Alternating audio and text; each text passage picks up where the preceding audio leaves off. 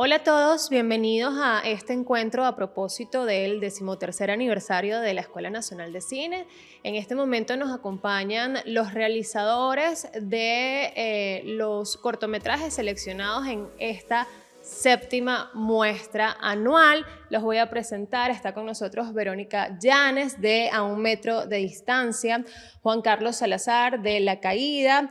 Esta casa ya no nos alberga de Fernando Alba, Se busca habitación de Juan Guillet, el mixtape del exilio, aquí están dos de sus realizadores, Santiago Marín y Sebastián Ruiz, y nos acompaña a distancia María Paula Carrasquero de Sin Rumbos.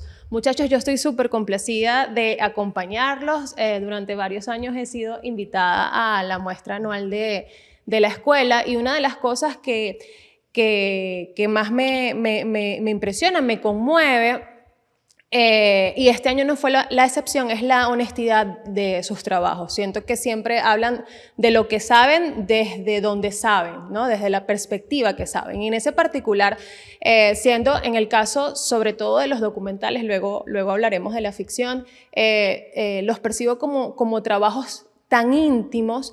Me gustaría, no sé, ¿cuál de todos, si quieres tú, Juan, de La Caída? Una cámara que se percibe casi que mimetizada, ¿no?, con el espacio. ¿Sientes que justamente la honestidad es, en el caso de La Caída, un elemento clave para poder haber realizado, para poder haber construido el relato? Sí, yo opino que fue un elemento bastante importante, ya que yo pedí unos equipos y los días que los tuve, lo que grabé no me pudo funcionar y no quedó en el material final porque no tenía la misma intimidad ni la misma cercanía que tenía el material que grabé con mi celular personal. Porque con ese equipo sí grabé cosas que fui captando en el día a día de toda su recuperación. Creo que pasa algo muy similar con A un metro de distancia. Lo percibo también como un relato absolutamente íntimo que además cuenta una historia con la que de alguna manera todos podemos empatizar, ¿no? En mayor o en menor medida. Te hago la misma pregunta que hice anteriormente. ¿Sientes que allí la honestidad fue clave para esa aproximación? Eh, no fue honesta porque grabé mucho material y omití muchas cosas y le di un orden diferente a lo que realmente pasó. Entonces, prácticamente creé otra historia de la que realmente pasó. A pesar de que es documental, creé algo diferente a la realidad y funcionó porque conté lo que quería contar, pero no fue exactamente lo que pasó. Entonces no fui 100% honesta. Cuando hablo de honestidad, no me refiero nada más a que lo que pasa ahí es lo que realmente pasa, sino a la manera en que son capaces de contarlo. Nuevamente, como le comentaba Juan Carlos, es una cámara que prácticamente se mimetiza, se siente todo tan orgánico, tan genuino, que creo que allí sí está muy bien logrado. Y eso quizás nos lleva a una reflexión interesante que es el tema sobre la mirada documental. Siempre, no, comúnmente se escucha mucho sobre aquello de la objetividad, pero resulta que con lo que estás diciendo queda como muy claro también que efectivamente hay una mirada, efectivamente hay una postura y independientemente del género, pues aún en el documental pues la tuviste que tomar, ciertamente. Sí. A mí se me hizo difícil separarme del documental porque yo era hija, hermana, sobrina, nieta y grabar todo eso fue difícil y tenía que pensar como realizadora y eso no fue fácil porque había momentos que era como necesito grabar esto hay que grabarlo, esto se tiene que documentar, pero a la vez estaba como que mira, mi hermana está convulsionando, tengo que hacer algo, entonces wow, sí, servía bastante para el documental, pero no podía grabarlo. Y siento que hubiese logrado muchísimo más si hubiese prendido más la cámara, pero es momento de estar con la familia y bueno, no logré muchas cosas, pero se logró algo chévere. No, yo creo que sí lograste muchas cosas. Me pasa algo muy similar con Esta casa ya no nos alberga. De hecho, queda también como bastante evidente lo de la intimidad del relato, justamente por los comentarios que hacía, entiendo, tu mamá sobre lo vulnerable o lo expuesta que quizás se podía sentir al momento de que tú presentaras pues esa realidad. Yo creo que hay allí una construcción progresiva del relato a través de esos planos, de esos espacios que van presentando esa realidad, van presentando esa convivencia, desde lo narrativo, desde lo expresivo, desde lo simbólico incluso, desde lo descriptivo del espacio.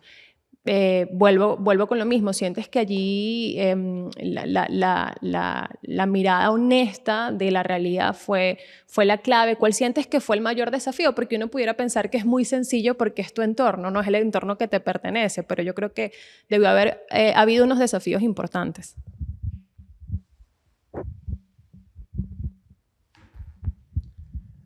Sí, no, yo creo que muchas veces uno como realizador se enfrenta como a este dilema, sobre todo en el documental, de cuando son historias como muy cercanas a ti, de qué es lo que realmente uno puede contar y qué no, ¿no? A veces es muy difícil cuando son situaciones donde tus seres queridos, tus seres cercanos quedan como muy vulnerables frente a la cámara porque te sientes de alguna forma un poco como el enemigo, ¿no? Entonces, sí fue un reto, ¿no? Un poco también creo que había como una necesidad de yo contar ciertas cosas de mi familia que de alguna forma me ayudaron a mí a atravesar un proceso bien duro emocionalmente, que también sé que fue muy duro para ellos. Pero creo que siempre me gusta como realizador, como director, afrontar ese tipo de cosas como con la mayor honestidad posible. Y nada, eso creo que principalmente.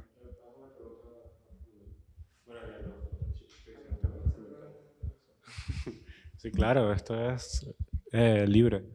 Fer y Juan y Verónica, ¿ustedes le han mostrado las películas que hicieron a los personajes que retrataron? O sea, han pasado por ese proceso. Porque, por ejemplo, tú tienes un retrato un poco severo con tu papá, ¿no? No es una película que lo retrate incluso podríamos hablar de un antagonista en el documental, aunque no se estila, pues.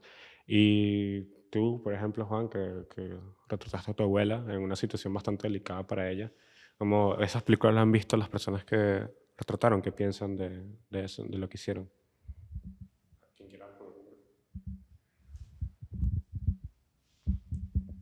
No, yo no, porque realmente el documental no ocurrió como se ve en el documental. Realmente esa caída fue perjudicial para Priscila y de esa caída, de ese golpe, quedó ella en cama y murió el mes pasado.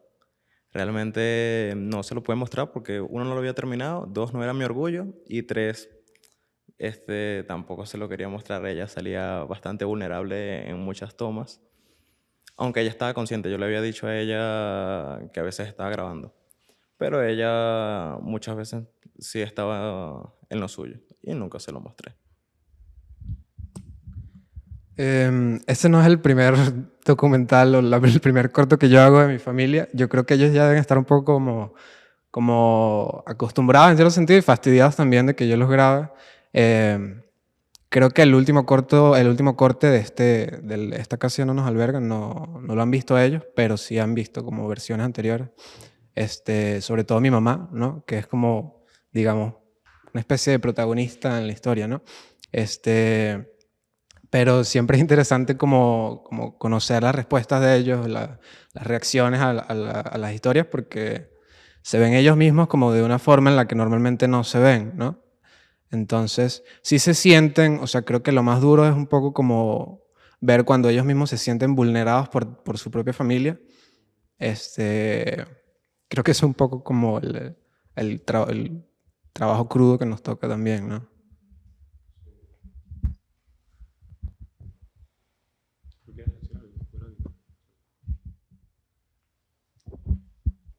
Yo solamente logré mostrárselo a mi hermana, que es como la más fuerte de la familia, y yo creo que ella fue la única persona que no lloró a mi abuela y con el documental la lloró.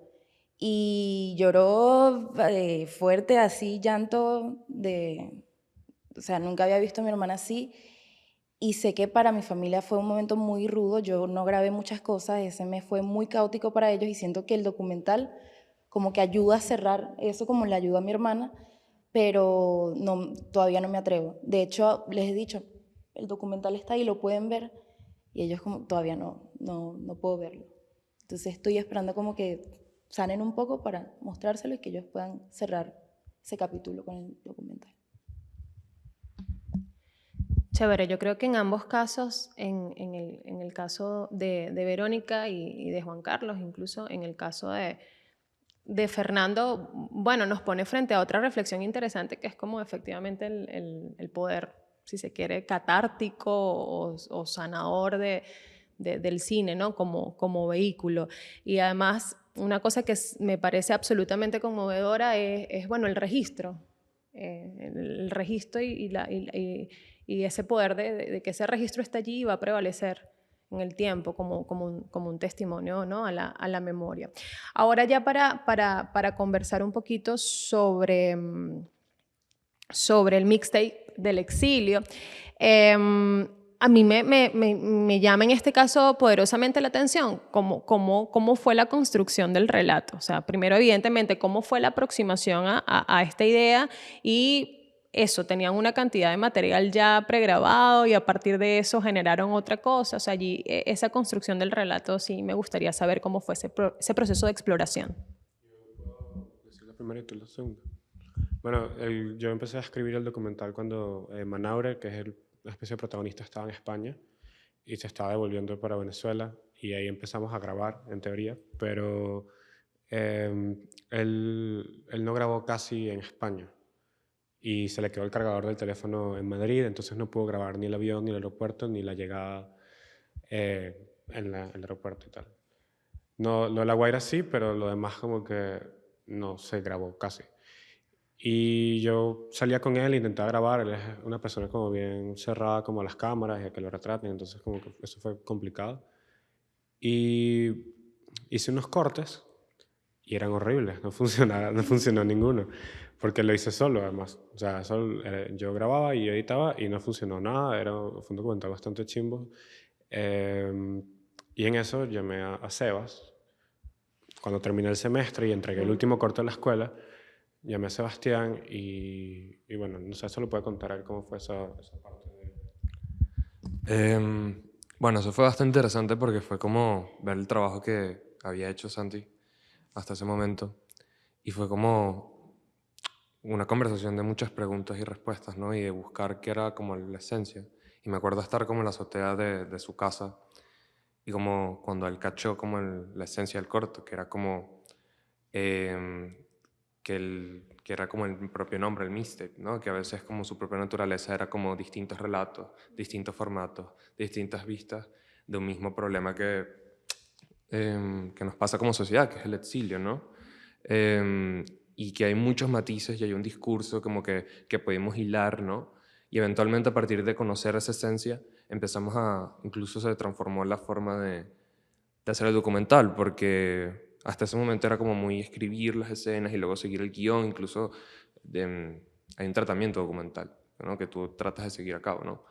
Pero a partir de ese momento que salimos fue como, ok, como qué parte de nosotros queremos ver allí y hacer como preguntas y como caerle cinematográficamente a ciertas emociones y situaciones y cosas que Santiago quería expresar y como yo le ayudaba en ese proceso como de encontrar la mejor manera para expresar esas cosas. Luego llegó Ariadna, que es la montadora del corto principal, y bueno, cambió aún más la perspectiva, le dio un ritmo que antes no tenía el corto, y creo que eventualmente entre todos logramos hacer como el corto que está ahorita. Sí, sobre todo empezamos como a salir a la calle a grabar, ¿sabes? Como que con unas escenas en mente y Sebastián y yo salíamos y grabábamos y pasábamos de 8 a 5 de la tarde caminando por Caracas grabando cosas y como que viendo que nos decía eso, pues, en vez de sentarse y escribirlo y montarlo y no funcionó y bla, bla, bla. Al final, o sea, después de que en ese proceso se fuera sumando tanta gente, bueno, sí, parte del mismo documental fue como que tú estuvieras encontrando la gente indicada para que te ayudara. Pasando por ahí, ¿qué tanto cambió la idea inicial que tú tenías a lo que resultó? O sea, ¿qué fue lo que excavaste, a lo que le quitaste el polvo así, descubriste que era en realidad? Bueno, sobre todo, yo hice un documento de Word en su momento con el tratamiento del corto. Y si tú lees ese documento y después ves el corto, habrán 2 escenas que estén igual. Todo lo demás se cambió porque, no sé, yo siento que uno como cuando está creando no siempre tiene la razón, ¿sabes? Cuando tienes ideas no siempre son las correctas. Y Sebastián, había escenas a las que le sabía llegar, ¿sabes?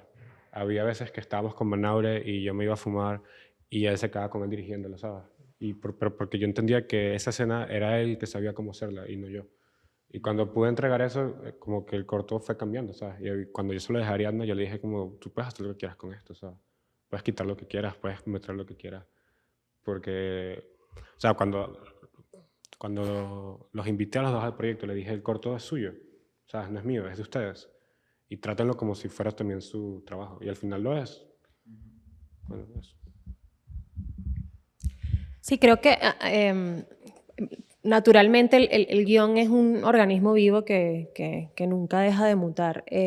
Sin embargo, me llama poderosamente la atención incluso la manera en la que ambos se refieren a la dinámica del equipo y dices, esto también es tuyo, te dejo a ti porque siento que sabes llevar mejor esta escena. Entiendo que el abordaje desde la estructura de trabajo, desde el flujo de trabajo fue como muy horizontal. Sabemos que, bueno, siempre hay una verticalidad, aunque uno pues tenga espíritu de equipo. Hay personas que tienen, digamos, mayor margen de decisión que otras, pero entiendo que acá ustedes como que trastocaron un poco ese flujo de trabajo natural y lo llevaron más horizontal. ¿Cómo fue esa experiencia? Bueno, tú y yo después. Yo lo voy a decir muy cortico. ¿Cuál? El flujo horizontal. Bueno, a mí no me gusta la jerarquía en el set, por ejemplo. Cuando estoy en set de ficción, me parece muy desgastante como esta jerarquía de este es el director y le voy a decir señor y yo estoy de eléctrico, entonces no puedo decir nada al corto. Incluso grabando la ficción de Juan, yo podía acercarme a Juan y decirle como que mira, tal cosa me parece. Y era eléctrico, ¿sabes? Entonces eso me parece más interesante. Pero incluso yo quería con el corto ir más allá y que no hubiera cargos, ¿sabes? Que no hubiera una cosa como que... O sea, los últimos procesos del corto fueron votaciones directamente. Recuerdo que hay un plano en el mixtape que yo quería que fuera de una forma y Sebastián y Ariadna lo pensaron de otra y yo hasta el sol de hoy no estoy de acuerdo, pero defiendo que esté así, pues, porque la mayoría de la gente que estaba creando el corto decidió que ese plano existiese como está. Y bueno, no sé, pues... Sí, también algo corto. Bueno, nosotros hablamos mucho como del cine y cómo queremos hacer películas, hacer las historias. Y creemos que algo bastante importante es como si uno quiere hacer un cine distinto hay que desde el principio hacerlo distinto. Entonces creo que plantear de esa manera como juntar varias miradas, pero que sabes que de algún punto se entienden y van a una misma dirección, creo que potencia mucho la historia y la dota de mucho cuerpo y distintas capas y divisiones y lecturas, por ende. Entonces creo que al final el producto es distinto, que incluso sería interesante que nosotros como esa aproximación llegara como a la ficción también, ¿no? Como que creo que nos gusta más el documental porque tiene esa maleabilidad, ¿no? Como esa característica que podemos jugar con el relato y mover estas escenas y tal. Y creo que en el caso de la ficción creo que es algo que puede estar un poco más cerrado y que sería interesante como experimento tratar de hacer una ficción como si fuera un documental. Y también no viceversa, hacer una ficción como un documental, ¿no? Eso ya es otra reflexión. Pero bueno, eso. Que hacemos algo distinto y tenemos que cambiar la manera de hacerlo. Eso es lo importante. En tu caso, Juan, como director de Se Busca Habitación, con respecto a esto que acaban de comentar Santiago y Sebastián, ¿cuál sientes que serían los desafíos en la ficción de trabajar con ese nivel de permeabilidad en el equipo?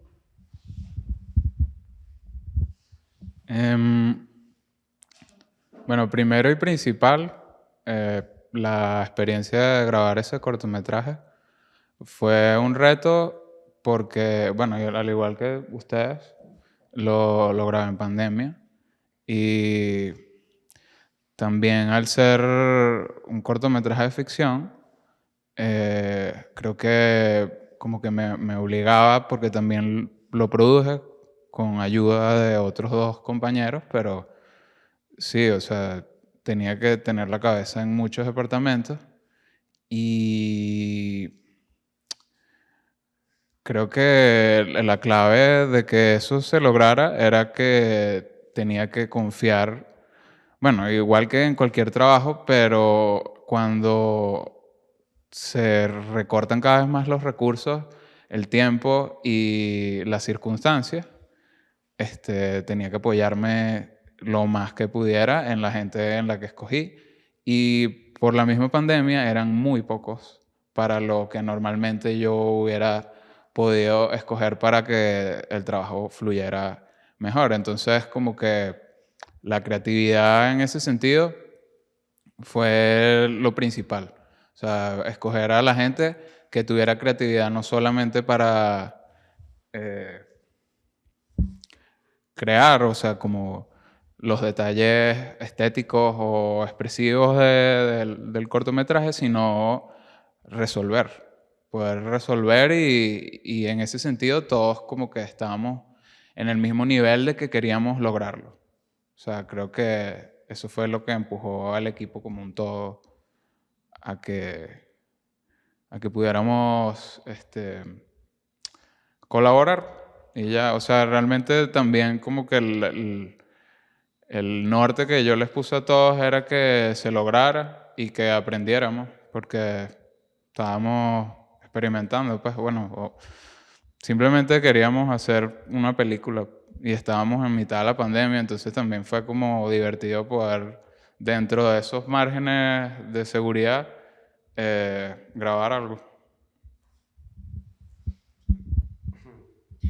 La pandemia definitivamente, bueno, ha impuesto nuevas dinámicas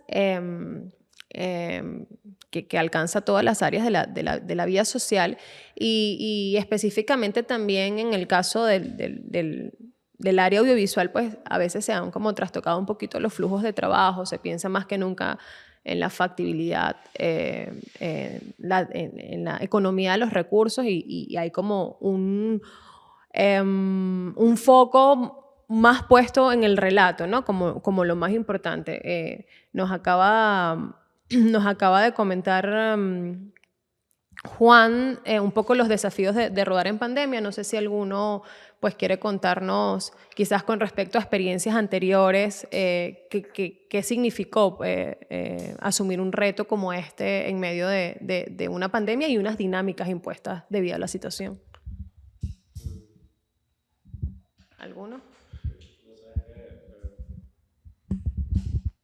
Yo creo que los documentales de estos chicos fueron los que más estuvieron involucrados por la pandemia, quizás. Yo también hice un documental en segundo semestre cuando la pandemia empezó, que además ahorita en la escuela, después de que llegó la pandemia, creo que hay una especie de tendencia de que el segundo semestre haces un documental y son todos grabados con teléfonos y todos tienen como una estética parecida y similar.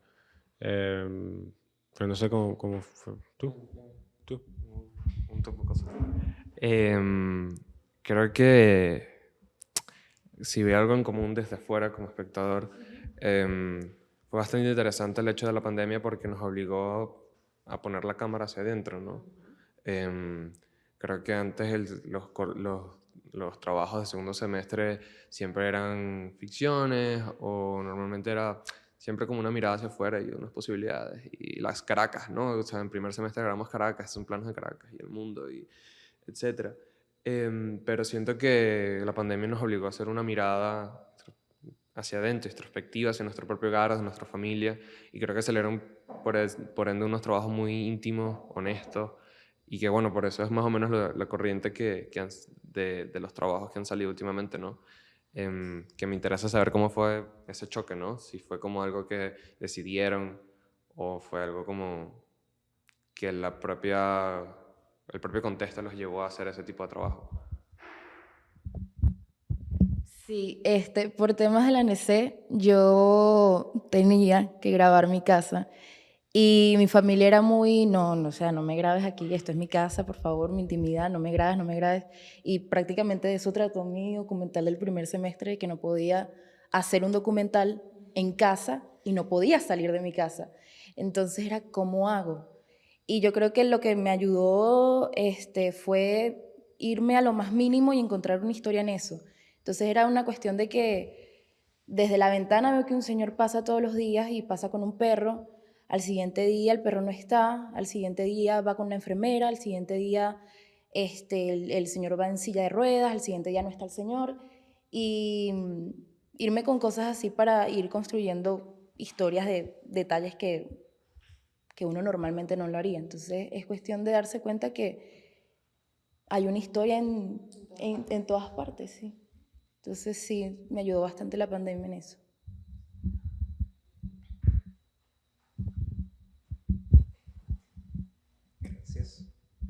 Em, yo creo que uno llega sobre todo a esta escuela, ¿no? Como a muy temprana edad, como a querer hacer cine de una manera, de, bueno, salir a la calle, grabar con un grupo de amigos y no sé qué, y no sé cuánto. Tiene como muchas ideas con respecto a lo que es el cine. Y por lo menos con el tema de la pandemia pasó que, por lo menos yo particularmente, creo que muchos nos encontramos como con esta pared de no saber qué hacer o cómo afrontar de aquí en adelante el cine o lo que nosotros queríamos hacer. Entonces, sí, creo que un poco lo que decía Sebastián también de que nos tocó ver hacia adentro cosas que normalmente no veíamos. Por lo menos esta casa ya no nos alberga. Fue mi tercer documental grabado en pandemia y ya yo tenía como muchas ideas, muchas historias desgastadas ya porque ya las había grabado y ya no sabía qué hacer realmente. Y de alguna forma, pues me tocó volver a conocer a mis papás porque por muchos años que yo estuviese viviendo con ellos, el tomarme como la tarea de volverlos a conocer, de investigar por qué la relación de ellos había cambiado, por qué las cosas habían salido de una manera, por qué ellos eran así, por qué ellos eran así. Creo que fue importante como esa mirada hacia adentro para reconocer cosas tanto en la gente como en nuestro círculo íntimo como en nosotros, ¿no? Entonces, sí fue sumamente difícil. Yo creo que ya hubo un momento que de tanto grabar, de tanto tener como la cámara metida en la casa, ellos como de alguna manera se acostumbraron. La cámara como que terminó como de penetrar en ellos y ya hubo un momento que no sentían que la cámara estuviese ahí y creo que eso también permitió como que se diesen como muchas situaciones que normalmente no se darían con una cámara adelante, ¿no?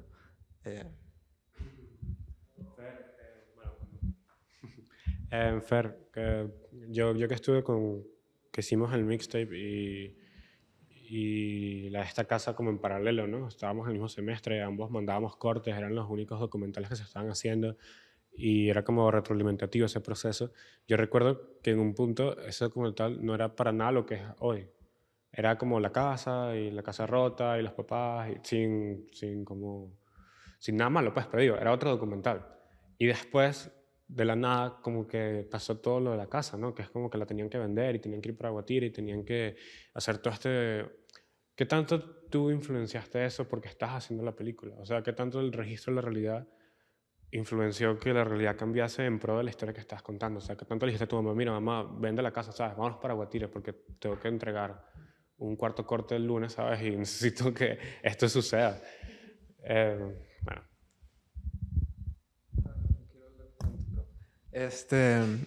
A mí me pasó un poco lo que te pasó a ti, ¿no? Porque, bueno, compartíamos como profesores, pero como teníamos como un flujo de trabajo muy parecido. Y me pasó esto de que teníamos como ya un guión preestablecido. O sea, nosotros teníamos que proyectar a futuro escenas que creíamos que podían pasar o que queríamos que pasaran y teníamos que de alguna forma como que guiarlas a que pasaran. Inicialmente el corto no iba de lo que va ahorita, ¿no? Era un corto que yo quería hacer sobre mi papá y sobre un poco como el trabajo poético que él venía haciendo desde hace muchos años, que de alguna forma me había influenciado a mí también, y cómo eso pues se relacionaba también con nuestra familia.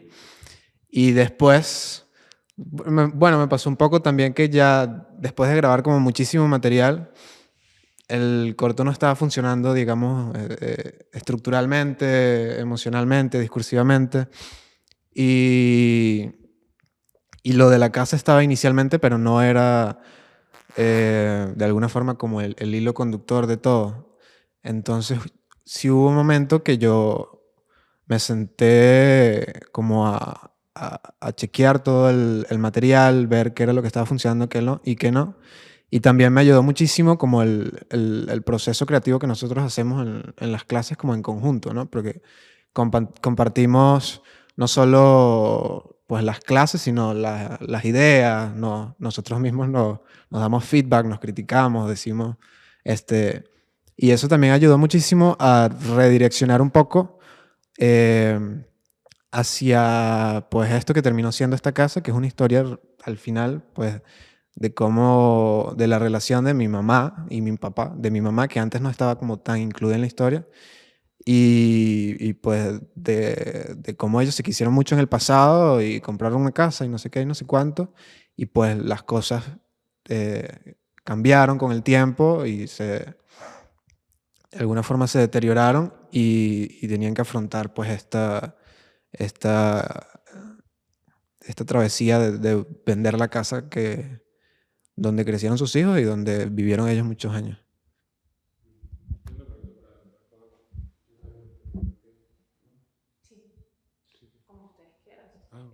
Vale.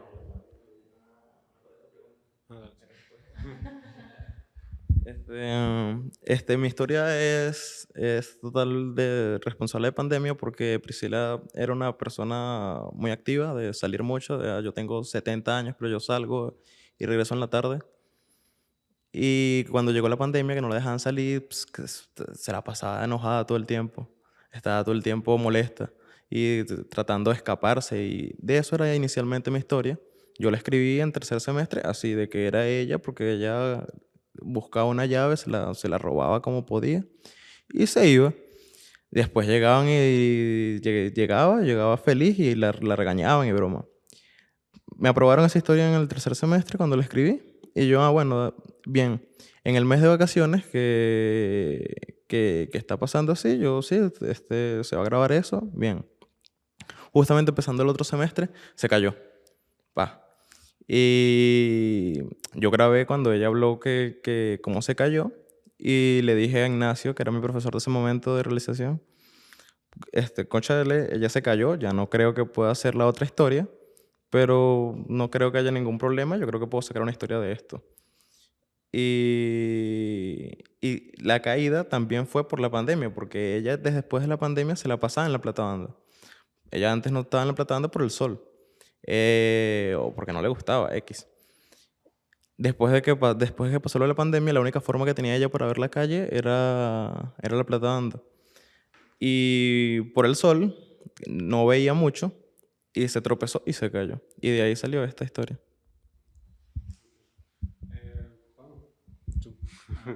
Dos preguntas, pero está como condensada en una.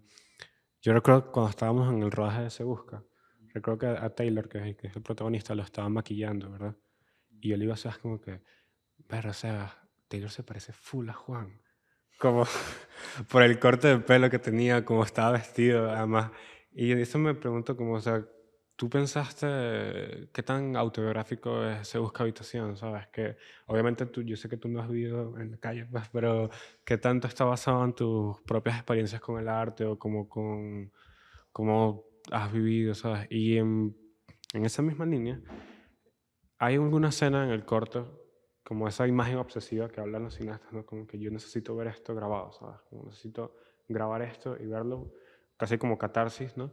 Pero porque es una escena que te haya pasado a ti, ¿sabes? Porque es una escena que tú te veas ahí, ¿sabes? Y tú dices, ok, esto soy yo en esta escena del corto. Bueno, creo que mi respuesta tiene mucho que ver con lo que dijo Sebastián de ver hacia adentro. O sea, de hecho, supongo que es algo que yo he pensado antes, pero cuando lo dijiste ahorita lo reviví, que claramente la idea del guión viene de tanto pensar, pues. Y eso me llevó a muchos miedos, a pensar en miedos que uno tiene a la vida, porque al final o sea, yo todavía no tengo la edad que tiene ese personaje, pero de ahí va un poco la idea, básicamente. Como pensar en las elecciones que uno hace en la vida y hacia dónde te pueden llevar. Sí, es como examinar un poco mis propios miedos, pues como que me abrí a tratar de, porque realmente para yo grabar ese corto pasé por 3 ideas distintas y las 2 primeras no me convencían porque sentí que estaba haciendo algo como deshonesto. O sea, creo que lo que más me motivó a escribir esa historia como es tratar de ser lo más honesto posible conmigo mismo. Entonces, por el contexto en el que estábamos, llevé a pensar a los pensamientos negativos que estaba teniendo en ese momento y fue una manera como de atravesar eso, supongo escribiéndolo, plasmándolo. Y también a mitad de pandemia, con las uñas, lograr hacerlo. Y sobre la imagen obsesiva que dices, creo que no hay ninguna escena que yo personalmente haya vivido, porque también como que para hacerlo real, a pesar de que, o sea, estaba como que inspirado en muchos miedos que yo tenía de cosas que yo no había vivido, pero que sí he visto de cerca. Me inspiré bastante como en Vecinos y en historias, es como la mirada. O sea, para mí fue como la combinación de la mirada de afuera de una vecina chismosa a los problemas de los vecinos y cómo se ve eso desde adentro, pues, del hijo problemático. Ese era como el tema que estaba buscando, pues, el punto de vista de la combinación de qué es lo que pasa entre esas dos situaciones, o sea, cuando hay una persona problemática en una familia. Y sobre la imagen obsesiva de eso, retomo lo que habías dicho. No he vivido ninguna situación parecida a lo que está en el corto. Agarré mucha inspiración de anécdotas de otras personas que sí han pasado por allí. Pero sí hay una imagen que literalmente la soñé porque fue como una solución a como una especie de problema técnico y narrativo, que había como un cruce de intereses en la manera de hacer algo de la historia que involucraba un exterior y un interior, y era como un problema técnico que al mismo tiempo no podía sacar de ninguna manera porque le daba mucho peso a lo que estaba viendo el personaje. Entonces, la solución como narrativa y técnica me vino como en un sueño, en una sola imagen. O sea, la manera en que lo podía hacer y quedó práctica, porque fue muy vívido. O sea, eso fue como lo más interesante y lo más lindo que me queda de esa experiencia, que como que estuve el ejercicio particular de agarrar esa imagen que me quedó muy clara y tratar de reproducirla lo más cercano posible, y no quedó exactamente igual, pero sí tiene como esa atmósfera que estaba buscando particularmente. Bueno, véanlo.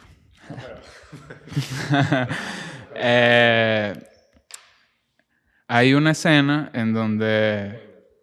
No, bueno, sí, es que yo no creo en los spoilers. Que llegan a un ranchito y cuando llegan al ranchito es esa imagen. Me acuerdo hay una polémica en Twitter de una gente del cafetal que dijo, montaron un rancho del cafetal. Ah, sí, éramos nosotros. Sí, eso fue divertido. Sí, como que una chama que es como influencer, no sé cómo será llamar ella. Es popular en internet. le llegó como un chisme de un grupo, porque también lo grabamos en el Cafetal, y el Cafetal tiene como una fama, ¿no? Sí, tiene como una mala fama allí. Y más en la pandemia, que la gente veía mucho por la ventana. Vieron el set que estábamos armando, básicamente en exterior. Armamos como un rancho, pues, básicamente. Y la gente que pasaba por ahí trotando, porque es un espacio público, creían que habían montado un rancho de verdad. Y Pero eso habla bien de la dirección de arte del corto, ¿no? sí, sí, ¿qué le hice yo? Sí, bueno,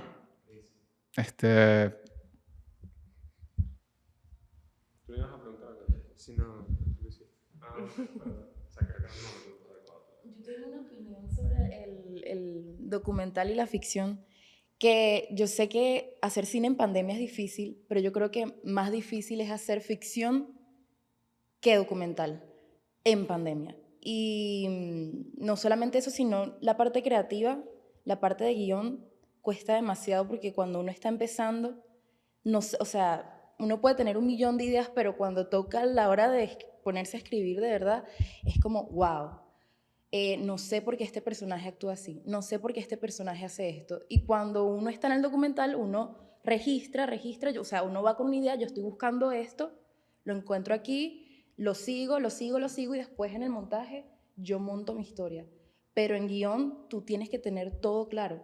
Siento a veces que a veces el documental hace el trabajo por ti y en ficción tú tienes que estudiar el ambiente, la situación, el personaje.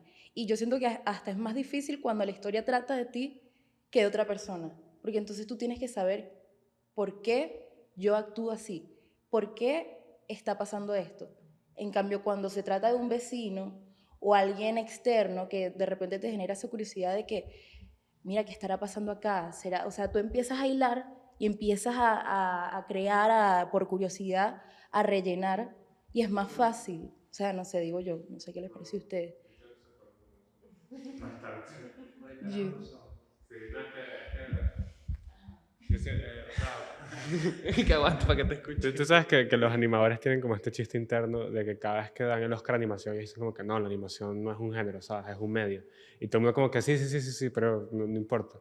Pero el documental no es un género, es un medio, ¿sabes? Es un medio como para hacer cine. Pero un documental, o sea, creo que es un medio tan poco popular, aunque ahorita tiene como más como movida, que creemos que el documental es salí con mi cámara y empecé a grabar, ¿sabes? Y la realidad me está dando la historia. Pero yo no creo en eso. Yo creo que bien ustedes lo dijeron, ¿no? Como que ustedes omitieron, ¿no? Ahí estás escribiendo. O sea, el cine de hecho es omisión, es mentir, es decir, qué ocultas y qué dejas ver, pero sobre todo qué estás ocultando. Yo escribí muchas cosas al mixtape, ¿sabes? Hay muchísimas escenas ahí que la grabé con la cámara y le dije, mira, ahora fuma, ¿sabes? Ahora muévete, ahora haz tal cosa, o vamos a cambiar esto. Y no dejó de ser documental por eso, ¿sabes? Y la realidad a mí no me dio nada. De hecho, con lo que me dio la realidad fue un corto horrible, ¿no? Fue un corto que no funcionó en los 4 meses que estuve haciéndolo. Y cuando dije, ajá, ¿qué tal si empezamos a nosotros moldear la realidad, ¿no? A encuadrar con un sentido, ¿no? Como que vamos a hacer este encuadre de esta forma y vamos a hacer arte. O sea, Sebastián y yo hicimos dirección de arte, o sea, no es dirección de arte realmente, pues, pero ordenamos el set y cosas cuando fuimos a grabar, pues, porque lo que nos estaba dando la realidad no era suficiente. Claro, pero ahí va, ¿qué tan honesto eres? ¿Qué tanto documentales si escribes? Necesito que fumes aquí, necesito que aquí hagas esto. Es como tienes mucho control sobre el documental y se torna más en ficción y ya tú en el montaje escribes suficiente como para ponerte a, mira, la puesta en escena y demás. Yo siento que el documental te guía, como que buscas algo y ese algo se va por otro lado y así vas construyendo la historia. Pero escribir documental, no sé, siento que a veces como te puede decepcionar, a veces te puede sorprender y, qué chévere, conseguí esto, pero no, no, no sé, no lo consigo fácil. No, o sea, porque los documentales están hechos casi todos como con memorias, ¿no? Como con recuerdos. Los videoarchivos de Fer, Incluso lo que ustedes grabaron ya es un recuerdo de una época que no pasó. O sea, el pasado es una historia que nos contamos a nosotros mismos, ¿sabes? Y nosotros lo reescribimos. No existe algo así como la honestidad, ¿sabes? Porque la ficción de Juan es igual de honesta que cualquiera de nuestros cortos, y habla aún así, dirigió a un actor y le pidió que hiciese tal cosa. O sea, la honestidad no se lo da como la lealtad a la realidad. La honestidad es una cosa que tiene cada uno como creador, pues es una vaina bien subjetiva, de hecho. Sí, creo que, o sea, hay algo que tú dijiste al principio, que sobre la honestidad, que yo creo que, o sea, tú misma piensas que no fuiste honesta al contar la realidad como tú creíste que estaba pasando, porque, o sea, creo que sí fuiste honesta porque la manera en que lo montaste, consciente o con tu subconsciente, porque al final cuando uno hace cine y más cuando tú estás grabando, editando y estás haciéndolo todo, el subconsciente empieza a trabajar muchísimo por uno y a revelarte las cosas como son en realidad, hasta que quedan, que uno siente que quedó como debería ser. Y eso es lo que te está diciendo, lo que te estás diciendo a ti misma es que estás viendo de verdad cómo ves la situación. O sea, y lo que quedó al final, aunque no sea todo lo que pasó, todo lo que tú sabes, nosotros como espectadores no necesitamos saberlo en realidad, todo lo que pasó para entender qué es lo que tú sentiste de esa situación. Por eso es que yo creo que sí fuiste honesta. Y de hecho, o sea, el cine trata como esa dualidad de la verdad en la mentira. O sea, todo es una mentira, pues en realidad. O sea, como lo dije, ya es esa misma... Es como un chiste lo de decir la verdad diciendo mentiras. Porque si tú te lo crees, o sea, cuando uno ve una película y llora, o se ríe, o te gusta y ya, lo experimentaste como si lo hubieras vivido, a pesar de que no lo hubieras vivido.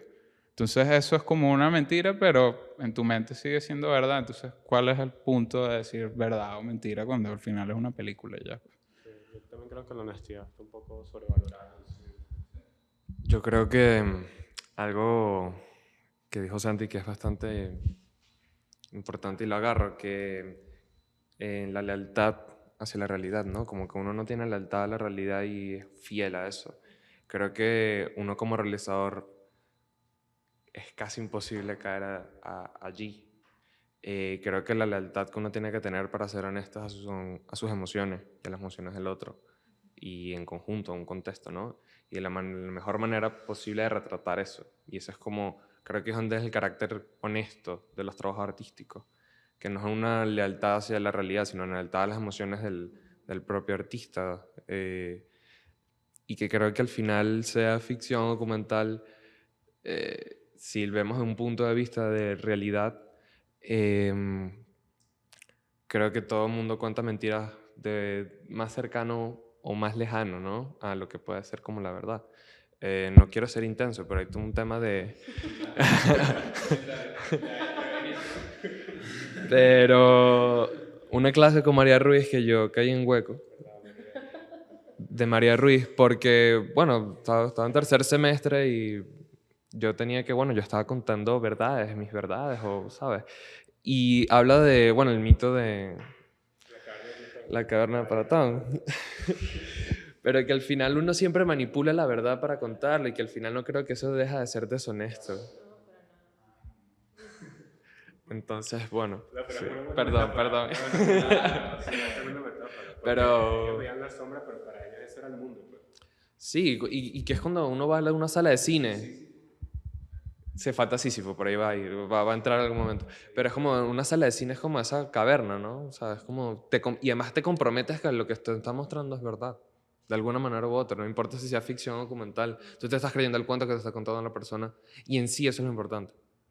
Ese es el compromiso entre espectador y realizador.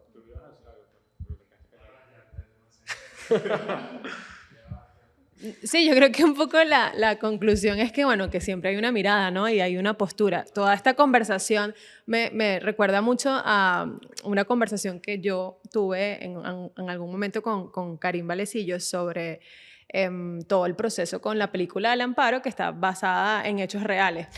Y y Karim me dijo una frase que creo que recoge muy bien toda esta discusión que acaban de tener, que es que cuando ellos se olvidaron del hecho real, la película comenzó a pasar, comenzó a suceder, comenzó a tener lugar, justamente porque, bueno, evidentemente, cinematográficamente, independientemente si es documental o ficción, hay cosas que no funcionan, ¿no? Entonces ya en la acción de filtrar, de omitir, de poner, de invertir el orden, ya hay una postura y eso no hace más deshonesta u honesta el trabajo. Yo tenía una pregunta que quería hacer sobre Se Busca Habitación, porque, bueno, es mucho lo que se dice sobre la búsqueda de la originalidad, ¿no? Que es una cosa que obsesiona en muchos casos a noveles creadores, realizadores, y allí me parece que, bueno, que la autenticidad es mucho más valiosa, ¿no? Justamente por la mirada. Hay muchas historias que nos cuentan, que nos hablan sobre esta búsqueda, sobre esta exploración de este artista en crisis. ¿Qué sientes que hace a Se Busca Habitación una historia auténtica? Ahí no sé. Bueno, voy a tratar de responder. O sea, igual siento que a medida que va pasando el tiempo, desde que empecé a estudiar cine hasta ahorita, que ya técnicamente culminé mi primera experiencia como estudiante de cine con ese cortometraje justamente.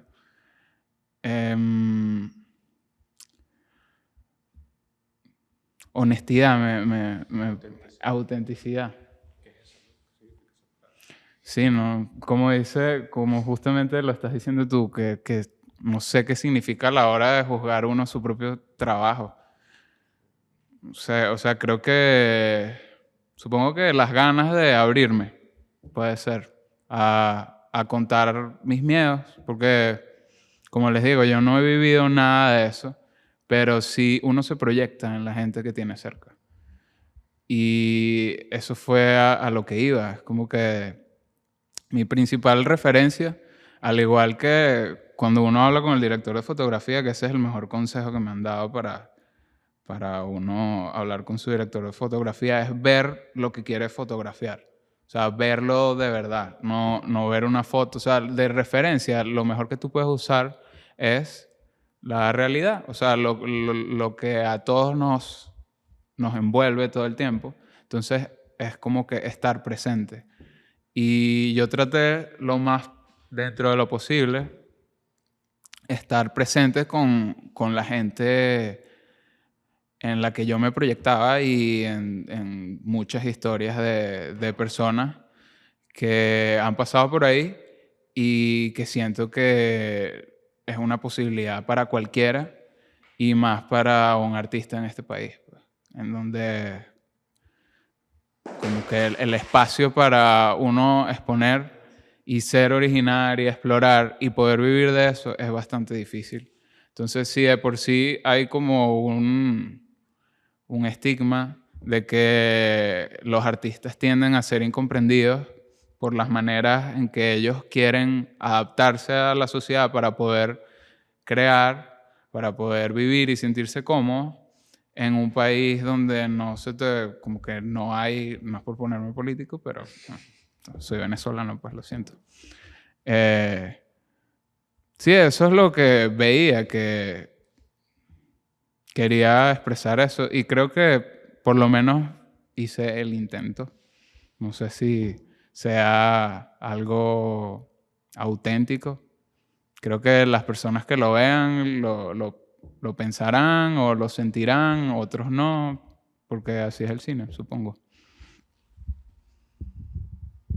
Yo diría que sí, que sí hay autenticidad, y de hecho me parece que en todas, porque creo que todas las historias nos confrontan. Bueno, cuando hablo nos confrontan, hablo obviamente como espectadora, ¿no?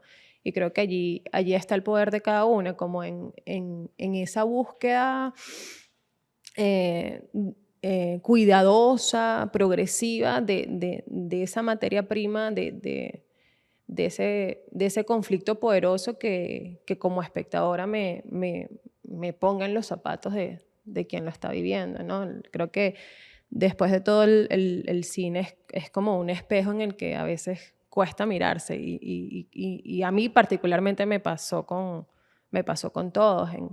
En el caso de Esta casa ya no nos alberga, era como un poco desmitificar esta figura idealizada, ¿no? de la familia, saber que después de todo todas las familias son un poco como la familia, como tu familia. En el caso de Un metro de distancia y la caída, evidentemente el tema de la enfermedad de un familiar, ¿no? La solidaridad, los vínculos, las dinámicas familiares que se construyen a partir de un momento como ese. Y bueno, en el caso del mixtape del exilio, pues evidentemente la diáspora, la migración, el duelo migratorio es algo que sentimos incluso los que permanecemos en este país, así que también es una historia que nos atraviesa y por supuesto la tuya, aún en la ficción,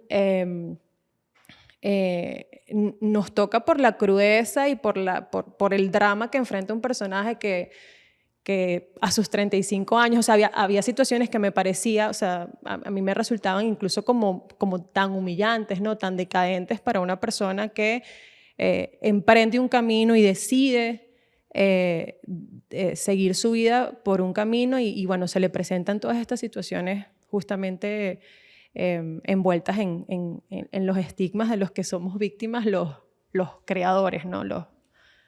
En este caso, él como actor. Ajá.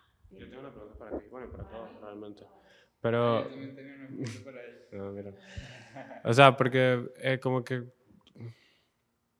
A ver, ¿cómo decir esto, no? O sea, yo creo que el cine no siempre debería gustarnos, ¿sabes? O sea, yo siento que... O sea, sería fino, ¿no? Para que sea esto distinto. Que ya dijiste como cosas bonitas de los cortos que están acá, ¿verdad? Pero yo quiero escuchar las cosas feas, ¿sabes? Porque hay cosas que a mí no me gustaron de los cortos que hay acá, hay cosas que no me gustan de mi corto. O sea, y si nunca escuchamos eso como creadores, nunca vamos a cambiar la manera en la que estamos haciendo cine, yo creo. O sea, entonces, como dinámica, los que quieran, porque si no quieren rayarse está bien, sería fino decir como que, mira, ¿sabes qué? No estoy de acuerdo con esto, por tal y tal razón. No me gusta este plano, ¿sabes? No me gusta cómo hiciste la foto, o el arte, o la propuesta de dirección. O sea, yo puedo hablar de mi corto todo lo que queda de entrevista si tú quieres. Estaba esperando que lo... Es como el feedback colectivo, ¿sabes? Porque, por ejemplo, voy a comenzar yo, ¿no? Para mojarme. Voy a comenzar yo con el mío y después voy con el de Fer y voy así. Por ejemplo, a mí no me gusta del mixtape, ahorita que lo vuelvo a ver, que hay veces que es muy cursi, ¿sabes? El relato. Me parece que, sobre todo la última secuencia, eso lo conversamos con Fer, es bien cursi. O sea, Fernando me dijo, marico, ese último montaje parece una publicidad de Movistar, ¿sabes? Me estás vendiendo un país que, o sea... Y yo lo dije, y yo aprecio full eso, ¿sabes? Porque tú me te dices, no, bro, tu corto, qué increíble, tal, no sé qué. Y después en Twitter dicen, ay, vi el corto de alguien y, y no me gustó el montaje, tal. O sea, y yo acepto eso. Yo creo que, y porque, coño, o sea, ellos son súper cursi y el corto iba a ser cursi de alguna forma u otra, ¿sabes? No íbamos a escapar de eso. Por ejemplo, en el de Fer, a mí me gusta mucho la segunda mitad del corto, ¿sabes? Cuando vas a la casa y te digo, pero qué arrecho este pana que se fue para Guatire a grabar esta vaina. Pero la primera mitad, con la poesía y eso, yo digo, ¿por qué, sabes? O sea, podría ser como más corto, ¿sabes? Porque yo creo que yo la quemé también, o sea, todos hemos grabado nuestra casa rota, ¿sabes? Y lo hemos hecho con planos de la familia, con que mira el agujero en la pared y mira las venas de mi papá. Y el montaje es como que, ok, la casa está rota, tu papá está roto. Pero, ¿por qué, sabes? O sea, ¿por qué no hacer algo distinto, como ir al grano, sabes? No sé, es lo que pienso así cuando veo el corto. Porque, ¿cuál era el sentido poético, sabes? Cuando tu papá lee poesía, ¿qué querías decir realmente con eso? Porque a veces es como muy ambiguo, ¿no crees? Se pierde como en la metáfora del discurso. Pero te lo digo como amigo, además, porque tengo la confianza para decirte esto. A ver. Voy a pensar, ¿no? Un segundito. Tú no me habías dicho nada de esto, Santiago. ¿Qué es eso? ¿Por qué no me lo dices antes de que yo envíe el corte? Es difícil lo que dijiste, como que ir al grano, ser concreto, porque no, lo que voy a decir es rápido. Cuando, cuando se trata de cortometrajes, uno tiene que ser concreto, ir al grano, y uno ve muchas películas que son más largas, el ritmo es más lento, entonces abarcan mucho porque tienen el tiempo. Y entonces nosotros a veces no estamos conscientes de que, mira, es un cortometraje, 12 minutos, 10 minutos, 7 minutos, hay que ir al grano. Entonces a veces uno quiere como que abarcar mucho en poco tiempo y no se entiende nada. Y eso es algo que creo que cometemos todos cuando empezamos. Abarcamos mucho y no llegamos a nada, no se entendió nada, o sea, la gente se queda como que, ¿qué pasó aquí? Y sí, es difícil, pues todos pasamos por ahí.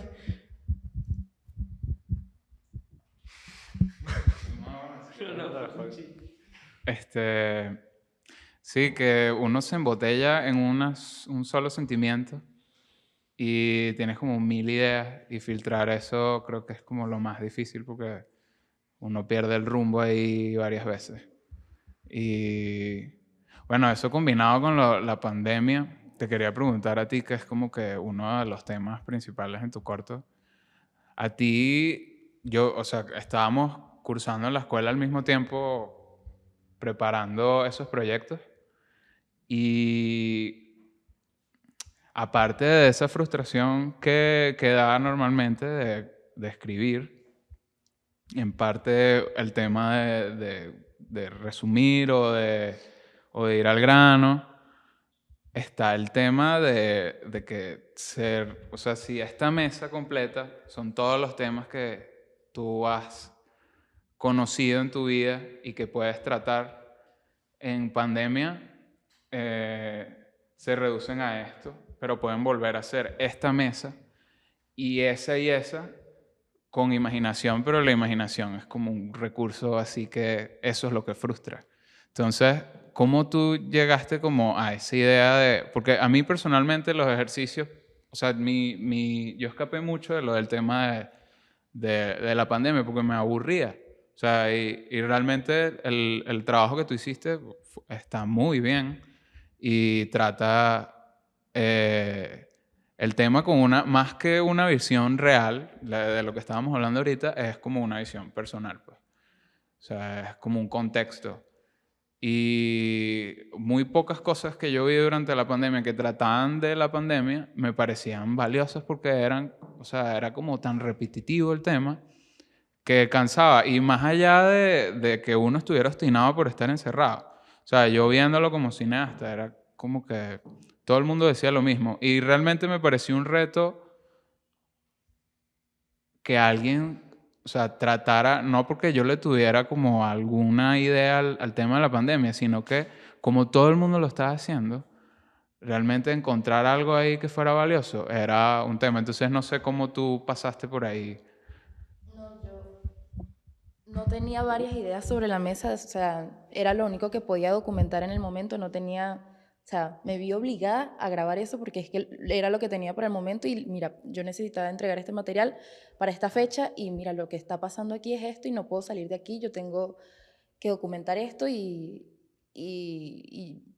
un miembro de la familia me decía como que, Verónica, aprovecha y graba, porque yo siempre me la pasaba con la cámara y esto vale la pena documentarlo. Y era como, cónchale, de verdad, sí sale un buen documental, pero es delicado. Y no solamente eso, sino que ya había suficiente material de eso, como que sí, a todo el mundo le dio COVID, todo el mundo está encerrado, ya es lo mismo, es repetitivo y algo que a mí no me gusta de mi documental es eso. Ya yo sé qué va a pasar, ya yo sé lo que pasa cuando a una familia le da COVID, alguien se va a morir. El tratamiento es así, que si no puede comer, pero tiene que comer porque la pastilla, el medicamento, o sea, es lo mismo. Entonces, a mí me hubiese gustado buscar otro tema, buscar algo que me sacara del tema pandemia, COVID y todo lo que hemos enfrentado estos años, porque nos merecemos algo diferente, por lo menos para despegar la cabeza. Y algo que no me gustó del documental fue que no tenía como personaje principal, como que Hay un montón de gente, y yo los conozco porque es mi familia, pero el que lo vea, ajá, pero ¿y este dónde salió? Y había como que mucha gente, y yo puedo entender que el que no conozca a mi familia va a estar como, no tengo un personaje que me guíe a través de todo lo que está pasando. Y eso fue lo que principalmente me gustó. Porque además todos hemos hecho documentales así. O sea, yo también hice un documental silencioso, donde nadie hablaba y todo pasaba y que era como que muy contemplativo. Y es normal porque comenzamos haciendo cine así y después vamos más a lo que nos gusta, ¿no? Pero algo que yo extrañé, no, más allá que no me gustó, es que no estaba el mundo emocional de estos personajes, ¿sabes? Estaba lo que les pasaba, que era muy fuerte, lo cual se aprecia ese registro porque es interesante registrar esas cosas, pero yo no podía ver cómo se sentían, ¿sabes? ¿Qué estaban pensando? ¿Cuáles eran sus... Porque, berro, se te muere alguien y el flujo de pensamientos que uno tiene en ese momento es muy heavy, ¿no? O sea, y extrañé como gente hablando, ¿sabes? Porque yo creo que la NC muchas veces nos atemoriza como que nadie hable, ¿sabes? Nadie puede hablar. Sí, extrañé a alguien que hablara.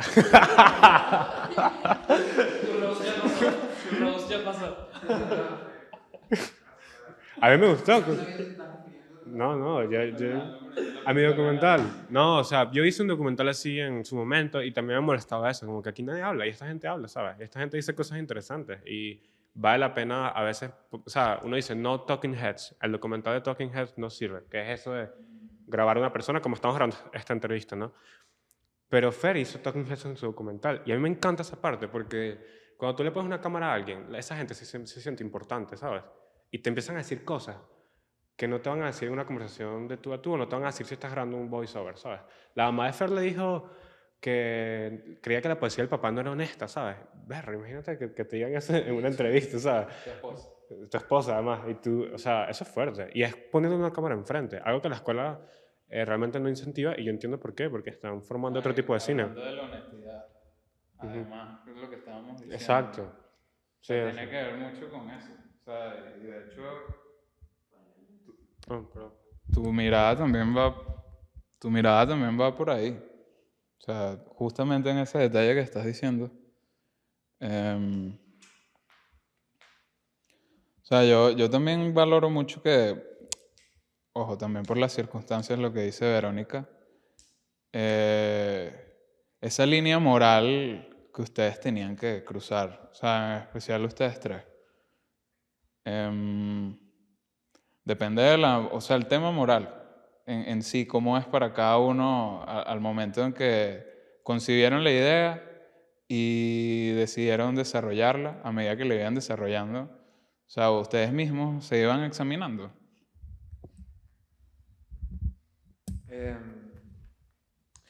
Yo quería responder las dos preguntas que me había hecho.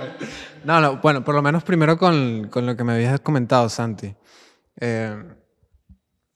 A mí no me gusta como que realmente sentarme a defender las películas porque a mí me gusta que sean las mismas películas las que hablen por ellas y las que se defiendan a sí mismas. Yo creo que al final, un poco independientemente de documental o ficción, yo creo que los procesos de cada quien son distintos, ¿no? O sea, yo no podría, por lo menos yo no podría sentarme a decir, no, ¿por qué hiciste esto? Porque aquí no, los personajes no están hablando de lo que sienten y porque aquí están muy callados. Yo no podría decir eso porque yo creo que al final las historias de cada quien son particulares, son personales, son distintas y cada quien de alguna forma las construye y las trabaja de acuerdo a su propio proceso personal de formación, ¿no? Entonces eso también va un poco con lo que tú me dijiste, creo, con el tema de la honestidad, de la autenticidad que estaba hablando Astrid hace rato. No sé, ¿sabes? Yo tampoco podría definir si yo mismo soy auténtico con mis películas. Yo creo que uno es auténtico en la medida en la que es honesto con lo que uno siente, lo que uno quiere hablar. Un poco lo que decía Sebas también. Y por lo menos yo no tengo como grandes pretensiones con esta película, ¿no? O sea, yo lo que quería, o sea, yo no quiero que sea una película que ruede por festivales, que salga de Venezuela, que no sé qué, que no sé cuánto. A mí lo que me interesaba era hacer una película donde mis papás hablasen de las cosas que normalmente no hablan y no se dicen, ¿no? y que ellos pudiesen ver y también pudiesen sentir un poco cómo eso nos ha afectado a nosotros que somos sus hijos, por lo menos, en ese sentido. Uno no quiere hacer películas para que vayan a festivales, o eso es lo que todos decimos, ¿no? Pero yo creo que sí queremos, ¿no? Al final, porque si no, no llegamos a ningún lado y no puedes seguir haciendo películas. Pero en el documental hay algo de morbo, ¿sabes? Y creo que está bien, o sea, tú grabas un plano de tu mamá llorando y te da tristeza probablemente, pero también te da emoción sin decir, verga, estoy sacando este plano, ¿sabes? Qué increíble. O sea, y eso es algo que nadie dice porque es feo decirlo, ¿sabes? Es feo decir que te da placer grabar a alguien llorando, ¿sabes? Pero cuando estás haciendo una película, la película te dirige, ¿sabes? Y es normal, o sea, no sé cómo decir esto, como tener malicia a la hora de grabar un documental, ¿sabes? Eso era otro que quería decir un poco. Creo que uno realmente, hay una cosa que uno no se da cuenta, sino hasta un poco tarde también, que es que cuando uno decide como querer hacer cine y ser cineasta, hace un poco un pacto con el diablo, ¿no?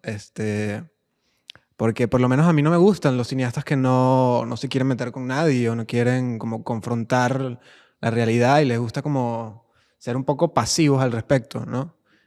Yo creo que sí, uno normalmente enfrenta como muchos dilemas morales en las historias, que tienen que ver consigo mismo y con su propia visión de las cosas. Pero creo que es una responsabilidad que asumimos nosotros como realizadores con respecto a las realidades que retratamos. Y bueno, cada quien tendrá su propio proceso particular de afrontar las cosas, en el sentido, en la medida en que eso afecta personalmente tu propio proceso, ¿no? Porque muchas veces es doloroso. Yo lloré muchas veces montando mi corto, ¿sabes?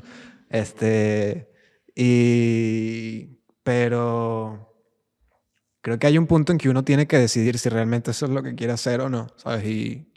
Y creo que ahí está el tema de la autenticidad un poco. No sé si te respondí, Juan.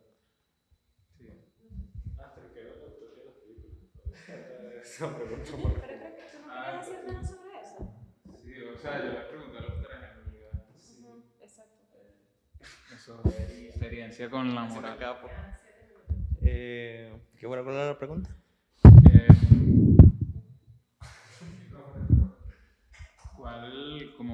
¿Cómo ibas tratando Realmente. la moralidad de estar curioseando para que otros lo vieran además de ti? No, para mí fue fácil porque yo siempre respeté a Priscila y era una relación de confianza, la de ella y yo. Y también era un registro porque yo ya veía, yo la veía y yo dije, vermo, tengo que dejar un registro. Ahorita es el momento. Porque si no, quizás en el futuro no va a poder haber. Y lo hice en base a eso.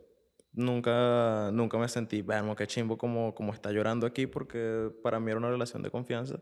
Y creo que ella estaba abierta, o sea, ella era una persona abierta, que eso no era que le iba a incomodar a ella. No era que iba a decir, no, ¿cómo vas a dejar que me vean haciendo eso?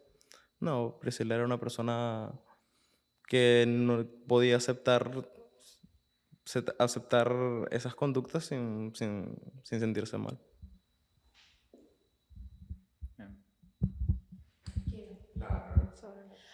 Bueno, sí. Eso era lo que estaba diciendo en el principio, que es difícil separar este miembro de la familia, Verónica, como sobrina, nieta, hermana, de la realizadora, porque uno tiene que ser muy frío. Mira, esto me sirve muy bien, este es el clímax, necesito ponerlo acá, pero también estás detrás de la cámara y tu hermana está del otro lado sudando fiebre, vomitando y la toma se ve bellísima, esto está justamente en el minuto tal, pero me duele. Y al momento de montar es como, no, yo voy a respetar esto, lo voy a quitar. Y eso estropea un poquito el trabajo porque no te pudiste meter netamente en el papel de realizadora. Como que, mira, tienes que ser fría, tienes que grabar esto, lo tienes que montar así, pero la moral no te permite y te estropea un poco el trabajo cuando es documental de gente cercana. Sí. Chingo.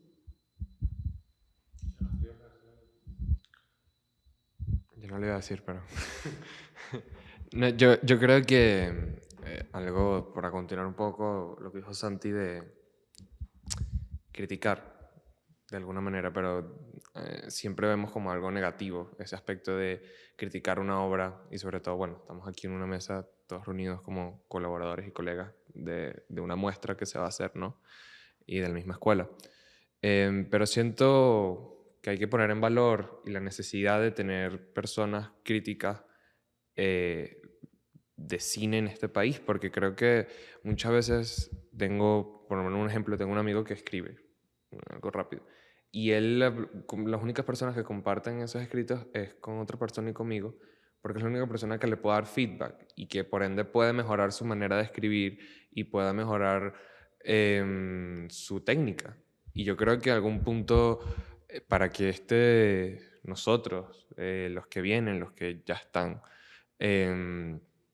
mejoren y nuestro cine sea aún más importante y que llegue a más gente, creo que el rol de crítico es muy importante porque nos obliga a ser mejor. Y que bueno, no sé quién puede ser esa persona que tenga que certificarse, poner su nombre abajo luego de la crítica, ¿no? Pero siento que esas personas deberían insistir y son muy valientes. Astrid va a cerrar ahorita. Sí, lo que quería decir es que estoy demasiado de acuerdo contigo, pasa demasiado con ficción, que es que yo quiero contar esto y no estoy segura si se está entendiendo.